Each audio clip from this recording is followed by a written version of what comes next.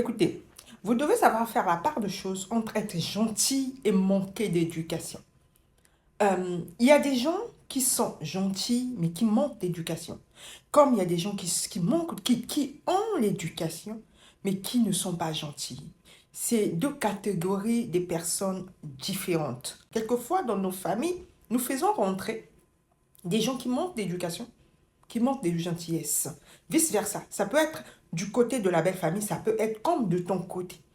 Mais vous savez, pour garder l'équilibre dans une relation familiale, lorsque tu sais que ton frère ou ta sœur, son mari ou sa femme est mal élevé, c'est peut-être dit, manque d'éducation, c'est à toi de savoir, toi qui remarques des comportements que tu ne pourras pas supporter. Tu n'as pas à aller faire la leçon de morale à la personne. C'est à toi de savoir marcher, de savoir prendre du recul pour ne pas rentrer en confrontation. Parce que ne faudrait pas oublier une chose. Si tu rentres en confrontation avec ton beau-frère, tu rentres en confrontation avec ta soeur. Tu rentres en confrontation avec ta belle-sœur, tu rentres en confrontation avec ton frère. Tu dois toujours trouver l'équilibre. Si ton mari, ta soeur ou ton frère se sent heureux là-bas, ben écoute, tu supportes.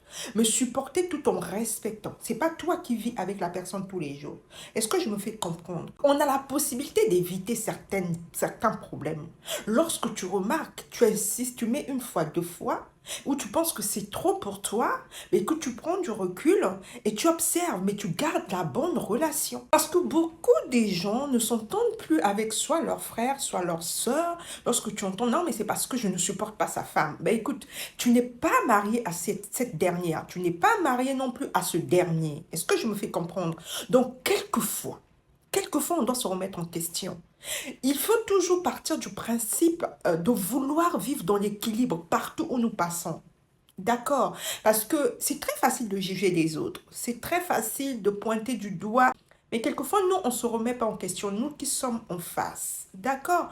Donc, pour une personne qui sait, honnêtement, qui aime, qui prône l'amour, une personne qui prône la paix, va s'arranger à garder une très bonne relation en connaissant ses faiblesses et en connaissant ses forces.